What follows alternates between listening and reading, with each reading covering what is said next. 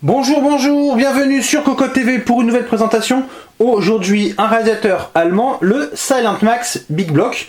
Un radiateur passif, c'est noté en gros sur la boîte avec pas moins de 10 headpipes. Alors forcément, c'est gros et c'est lourd. Alors gros, c'est-à-dire nous sommes à 210 par 135 par 160 pour un poids de 1180 grammes sans le ventilateur. Le ventilateur, le voici, c'est un 120 mm blanc. Enfin transparent, sans diode.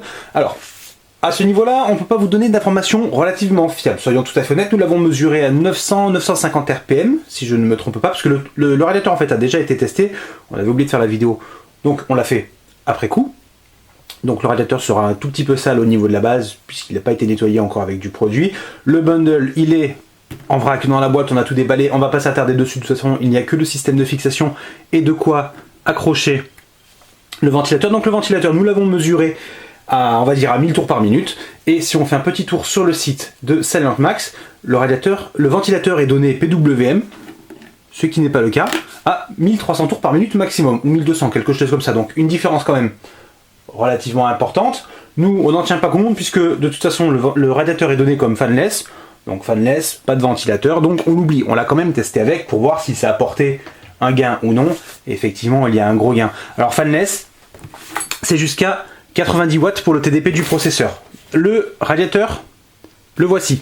Donc nous on l'a testé sur un i5 750, 95 watts en fanless, 5 petits watts de différence, ça passe, c'était chaud, mais ça passe. C'est vraiment sympa, on a bien rigolé avec, mais surtout, on n'est pas là pour parler de ça, le radiateur, tout simplement, la finition elle est excellente. Alors c'est assez impressionnant puisque on voit les headpipes ici, il y en a 10, donc en fait c'est très simple.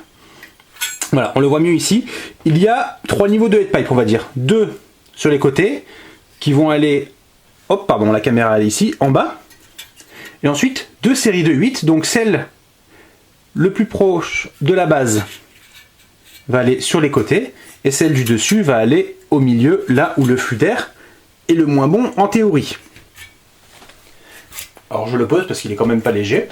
Le radiateur, la finition, elle est excellente, tant au niveau des ailettes que de la base et de l'intégration des headpipes. Franchement, c'est très propre. On voit qu'on est sur du haut de gamme. On voit que le tarif est élevé, puisque normalement nous sommes à 70-80 € à peu près. Donc c'est pas donné. Mais le résultat, à l'œil et au toucher, c'est vraiment superbe. Il y a des radiateurs à ce prix-là qui n'atteignent pas ce degré de finition. Il n'y a vraiment pas grand-chose à redire. Sauf... Alors là, on le voit pas très bien. Ça se voit plus sur les photos. Mais le radiateur est quand même un peu bancal. Il s'écrase un peu sur son poids, les headpipes, ça a beau être solide, ça se plie quand même un minimum, et quand on fait muse avec 2 ventilateurs dessus, c'est ce que nous avons fait, c'est lourd, et ça bascule. Donc pour le test, il est terminé, on vous dit pas ce que ça donne par rapport à un autre radiateur fanless que nous avions sous la main, on vous laissera découvrir ça prochainement. En attendant, on vous souhaite une bonne fin de journée, au revoir.